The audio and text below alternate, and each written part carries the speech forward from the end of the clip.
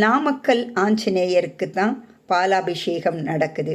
என்னைக்குன்னு பார்த்தோம்னா ஸ்ரீராம நவமி ராமர் பிறந்த நாள் நவமி திதியில தான் அவர் பிறந்தார். நவமி திதி அப்படின்னு சொல்லும்போது அதற்கே உரிய சில பலன்கள் எல்லாம் இருக்குது.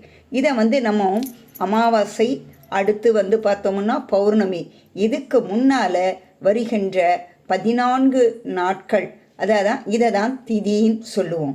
இந்த திதி அன்னைக்கு ஒவ்வொன்றுக்கும் ஒவ்வொரு விதமான பலன்கள் உண்டு.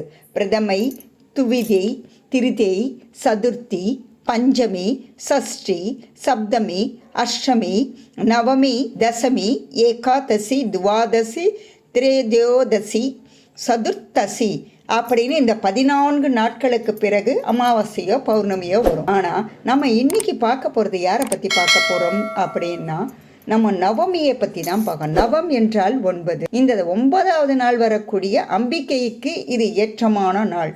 இன்றைக்கு நம்ம விரதம் இருந்து அந்த அம்மாவை வணங்கி வந்தோம்னா நம்முடைய தீய வினைகள் எல்லாம் நீங்கி போயிடும்.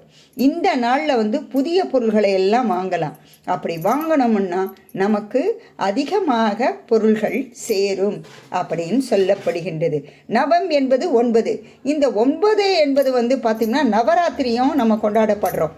இந்த நவராத்திரி, நவ கிரகங்கள், நவபாஷாணம், நவ தானியங்கள், நவ ரத்தினங்கள், இப்படி எல்லாமே சொல்லிக்கிட்டு வரலாம்.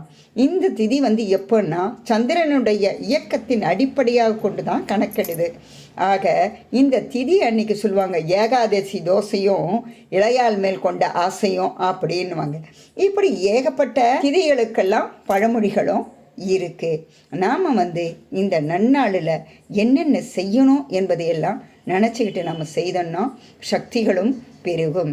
நம்ம அனுமனை வணங்கும் பொழுது நமக்கு தைரியம், பலம், பக்தி, இது 3த்துக்கும் ஒரு சின்னமாக விளங்கக்கூடியவர் தான் இந்த ஆஞ்சநேயர். எந்த தெய்வத்தையே நம்ம மறுபடியும் சொல்கிறேன், எந்த தெய்வம் கைகுப்பி நம்ம வணங்கினது கிடையாது. ஆஞ்சநேயர் மட்டும்தான் வணங்கிட்டு இருக்காரு.